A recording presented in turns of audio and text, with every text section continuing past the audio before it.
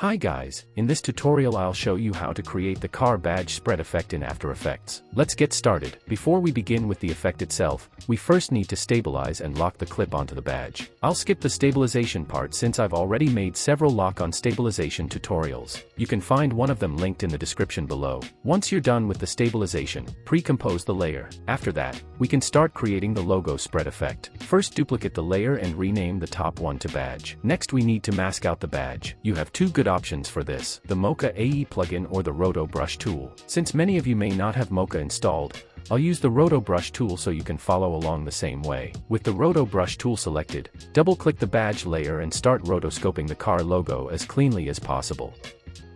Once you're done, click the freeze button and wait for the analysis to complete. While the video is being analyzed, I want to mention 16am film shake presets, created for speed ramp edits, cinematic edits, and more. Just drag and drop the presets, no plugins or extra installation required. Works seamlessly with Adobe After Effects on both Windows and Mac. After the analysis finishes, close the rotoscoping window.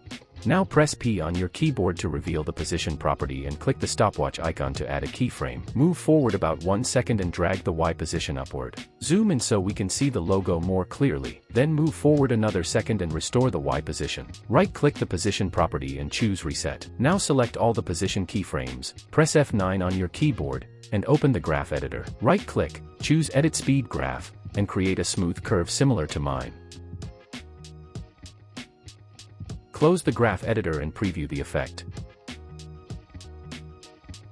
It looks good, so now we can add more logos. Duplicate the badge layer. Move to the middle position keyframe. Zoom in on the badge so it's clearly visible, and press U on your keyboard to reveal the keyframes on the duplicated layer. Drag the Y position upward on the duplicated layer. If you want more logos, duplicate the layer again and repeat the same step by moving the Y position upward. Once you have enough logos, enable motion blur on all badge layers and preview the effect again.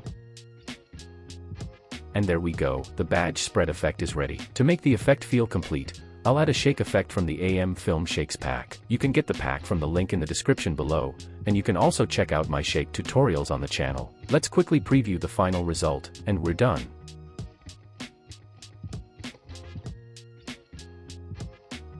Hope you found this video helpful. Thanks for watching, and if you enjoyed it, please give it a like.